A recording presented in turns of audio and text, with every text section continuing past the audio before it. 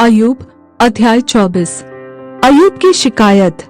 सर्वशक्तिमान ने दुष्टों के न्याय के लिए समय क्यों नहीं ठहराया, और जो लोग उसका ज्ञान रखते हैं वे उसके दिन क्यों देखने नहीं पाते। कुछ लोग भूमि की सीमा को बढ़ाते और भेड़ बकरियां छीन कर चराते हैं। वे अनाथों का गधा हाँक ले जाते और विधवा का बैल बंधक कर रखते हैं।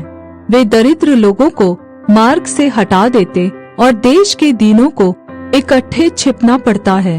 देखो, दीन लोग जंगली गधों के समान अपने काम को और कुछ भोजन यत्न से ढूंढने को निकल जाते हैं।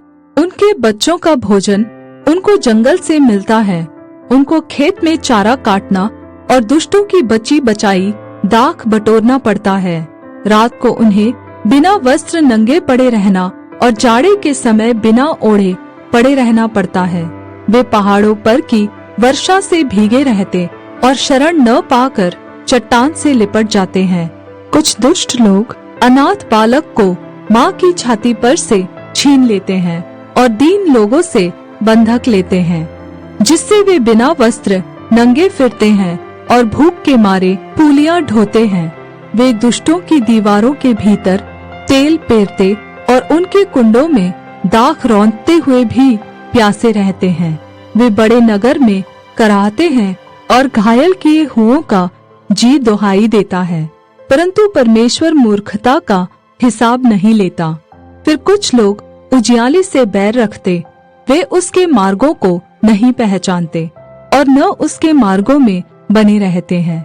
खूनी पौ फटते ही उठकर दीन दरिद्र मनुष्य को घात करता और रात को चोर बन जाता है।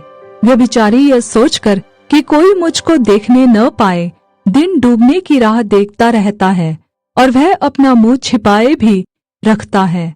वे अंधियारे के समय घरों में सेंध मारते और दिन को छिपे रहते हैं। वे उजियाले को जानते भी नहीं, क्योंकि उन सभी को भोर का प्रकाश घोर अंधकार सा जान पड़ता है।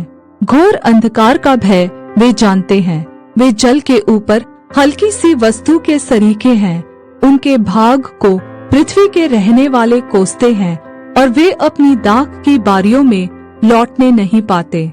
जैसे सूखे और धूप से हिम का जल सूख जाता है, वैसे ही पापी लोग अधोलोक में सूख जाते हैं। माता भी उसको भूल जाती और कीड़े उसे चूसते हैं।